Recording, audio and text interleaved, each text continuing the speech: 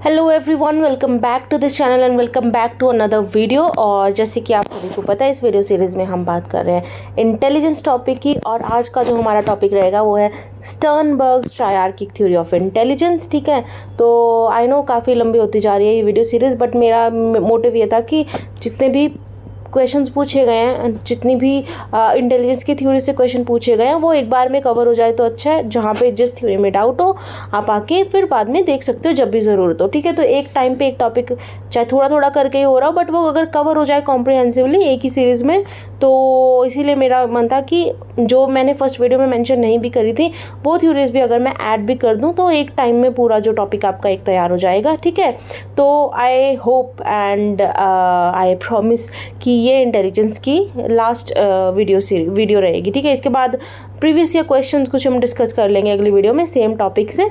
ठीक है, तो this video is presented by me. मेरा नाम सुमीत है और आज की वीडियो की हम शुरुआत करते हैं।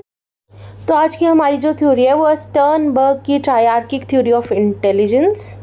ओके, सो स्टर्नबर्ग ने जो है मतलब स्टर्नबर्ग के बारे में अगर थोड़ा हम ट्रिवियल मैटर पढ़ें तो Sternberg is an American psychologist और he was born in 1949 and he is the president और he was the president of American psychological association. ठीक है, ये सब पूछा नहीं जाएगा, जस्ट टू मतलब एक कॉन्टेक्स्ट के लिए कि स्टर्नबर्ग है कौन, ये लाइन्स मैंने ऐड करी हैं। मेन हमें जो करना है वो है स्टर्नबर्ग की इंटेलिजेंस की थ्योरी। ठीक है, स्टर्नबर्ग की इंटेलिजेंस की थ्योरी का नाम as you all know Sternberg's triarchic theory of intelligence.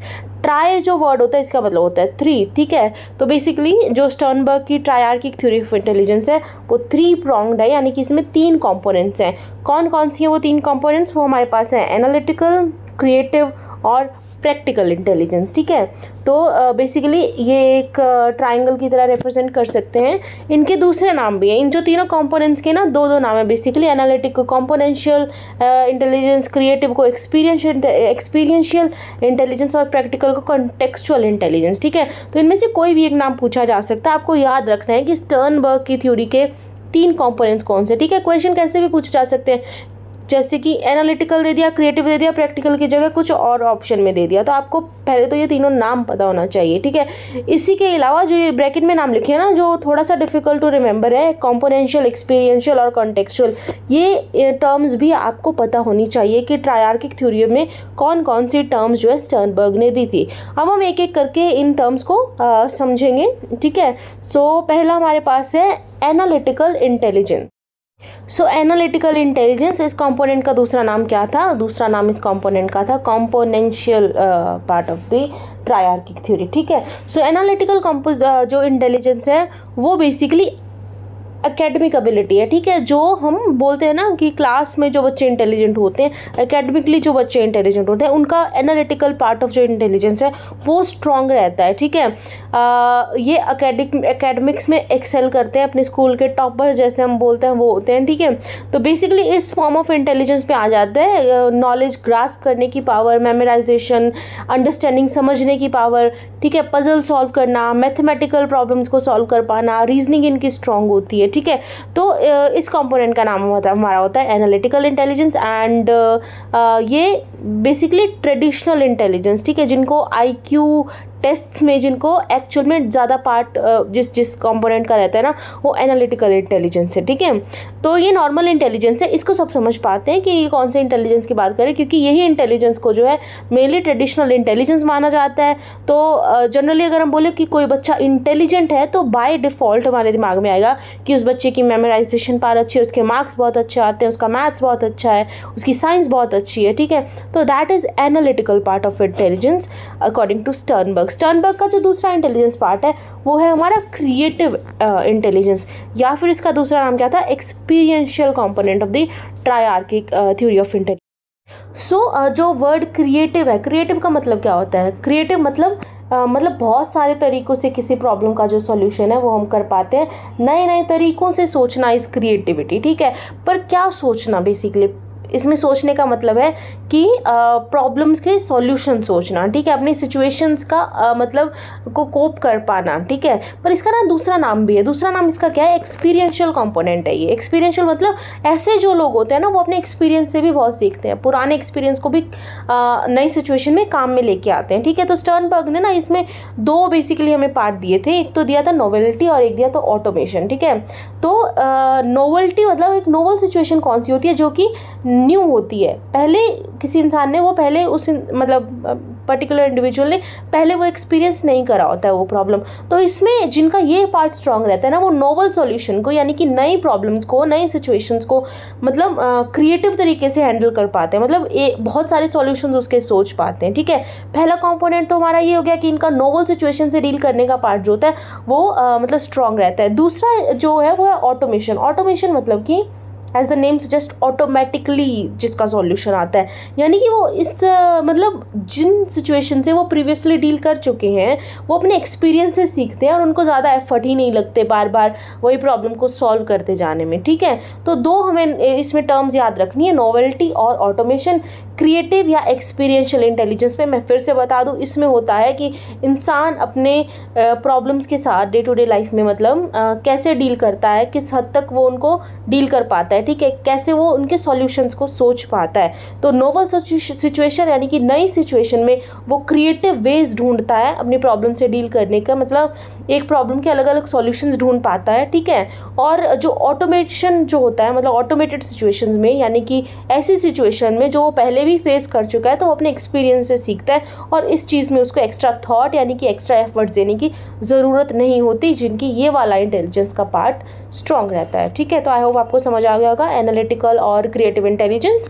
Basically theory बहुत ईजी है बट पूछा जा सकता है ना, आपको याद होना चाहिए कि ट्रायआर्किक थ्योरी में कौन कौन सी कॉम्पोनेंट थी, यही ज़्यादा पूछा जाता है। एक दो ये जो टर्म्स आती हैं बीच बीच में, ठीक है, इनका भी आपको पता होना चाहिए, कुछ इसमें वो रॉकेट साइंस नहीं, बहुत ईजी थ्योरी है ये। तो लास्ट जो कॉम्पोनेंट है हमारे पास ट्रायआर्किक थ्योरी की, वो हमारे पास है प्रैक्टिकल इंटेलिजेंस।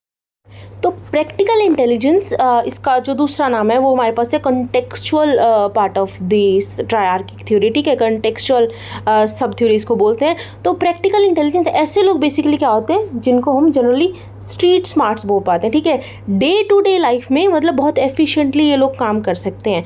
कैसे डे टू डे लाइफ में काम कर सकते हैं, ये ना अपने अकॉर्डिंग लोगों को और एनवायरनमेंट को मैनिपुलेट कर सकते हैं, ठीक है, अपनी नीड्स के अकॉर्डिंग ये चीज़ों को यूज़ कर सकते हैं। यूज़ मतलब ऐसे नेगेटिवली नहीं बोल रही हूँ, बट दे नो कि कैसे डील करना है, लोगों के साथ कैसे डील करना है, या फिर अपने एनवायरनमेंट में कोई चेंज आता है तो इस सब के साथ कैसे डील करना है बिना परेशान हुए, ठीक है। तो ये स्ट्रीट स्मार्ट लोग होते हैं, ठीक है। जैसे बोला जाता है ना कि ठीक है 90% मार्क्स लाने वाले मतलब बाद में स्ट्रीट स्मार्ट नहीं होते, मतलब प्रैक्टिकल लाइफ में आके मतलब वो फेल हो जाते हैं। मतलब मैं ये नहीं कह रही हूँ बट मैं ये बताने की कोशिश कर रही हूँ कि इस सिचुएशन का मतलब ये है कि प्रैक्टिकल इंटेलिजेंस एक अलग चीज़ होती है और एनालिटिकल इंटेलिजेंस एक अलग चीज़ होती है अकॉर्डिंग टू स्टर्नबर्ग। अगर हम इन दो चीज़ों को समझने की कोशिश करें तो जनरल मतलब स्टीरियोटाइप लोगों ने ऐसे बना रखा होता है कि अरे मतलब बुक वॉर्म्स होते हैं, इनको प्रैक्टिकल तो वो लाइफ का वो पता नहीं रहता है, ठीक है। तो basically there are two different types of intelligence, ठीक है। एक तो वो एनालिटिकल होगी जिसमें आप नॉलेज गेन कर पाते हो,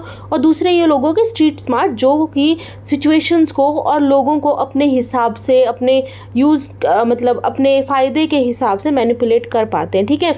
बट ऐसे मैनिपुलेशन इन द सेंस मैं नेगेटिव फिर ये नहीं बोल रही हूँ, मतलब अपने लिए जो मतलब इफेक्टिवली सिचुएशंस को यूज़ कर पाते हैं वो कितने तरीक़ों से कर पाते हैं अकॉर्डिंग टू स्टर्नबर्ग। तो स्टर्नबर्ग ने ना कुछ एक इसमें भी कुछ एक टर्म्स दी थी, जैसे कि अडेप्टेशन, शेपिंग एंड सिलेक्शन। तो ये 3 प्रोसेस है जिनका ये यूज़ करके मतलब अपने इन्वायरमेंट को अपने हिसाब से फिट कर पाते हैं।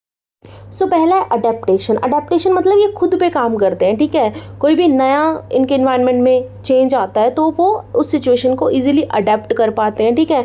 जैसे कुछ लोगों का ना मतलब जैसे मान लो जॉब के लिए बाहर जाते हैं, कुछ लोग अडेप्ट ही नहीं कर पाते हैं, उनका मन नहीं लग पाता है, ये सब, ठीक है। तो अगर प्रैक्टिकल इंटेलिजेंस वाला जिसमें पार्ट स्ट्रॉन्ग रहता है, they can easily adapt to the new environment. वो नए सिचुएशन, नया बॉस आ जाए, ठीक है, नई टीम मिल जाए तो वो ईजिली उस टीम में एडजस्ट हो जाएंगे, उस चेंज्ड एनवायरनमेंट में एडजस्ट हो जाएंगे। तो पहला तरीका, तो पहला प्रोसेस तो हो गया अडेप्टेशन, कि खुद पे काम करते हैं इस सिचुएशन में।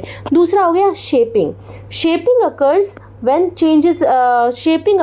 one changes their environment to better। ठीक है, पहले तो हो गया कि environment चेंज हुआ, खुद को चेंज किया इन्होंने। अब क्या हुआ ना कि ये environment को खुद के हिसाब से चेंज कर पाते। इसमें वो बात आती है कि environment को मैनिपुलेट कर पाना, लोगों को मैनिपुलेट कर पाना खुद के हिसाब से। ठीक है, शेपिंग मतलब रीशेप कर देना, खुद को नहीं, अपने environment को रीशेप करना। ठीक है, तीसरा जो प्रोसेस आता है वो होता है सिलेक्शन।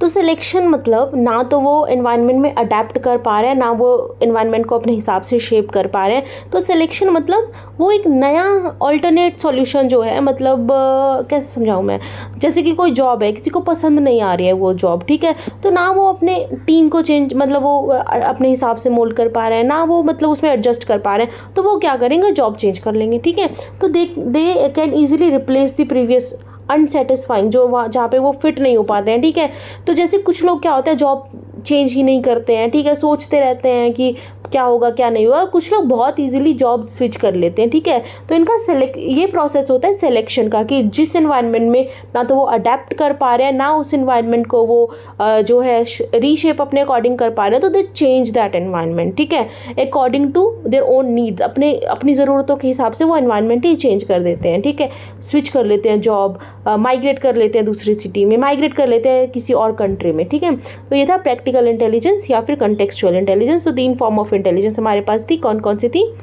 मेन हमें याद रखना है, एनालिटिकल, क्रिएटिव और प्रैक्टिकल। ठीक है, और कुछ एक सिचुएशंस, कुछ एक मतलब टर्म्स हमें याद रखने, जैसे नॉवल सिचुएशन क्या होती है, ऑटोमेटेड सिचुएशन क्या होती है, एंड ये 3 ways to deal with the practical life, जो कि पार्ट है प्रैक्टिकल इंटेलिजेंस का। तो ये थी स्टर्नबर्ग की ट्रायआर्किक थ्योरी ऑफ इंटेलिजेंस। आपको कोई डाउट हो तो आप कमेंट्स में पूछ सकते हो। एंड अगली वीडियो में हम बात करेंगे कुछ क्वेश्चंस की, जो कि प्रीवियस ईयर में पूछे गए हैं इंटेलिजेंस टॉपिक से। ठीक है, so thank you so much for watching this video. मिलते हैं अगली वीडियो में, तब तक के लिए टेक केयर और पढ़ाई करते रहिए।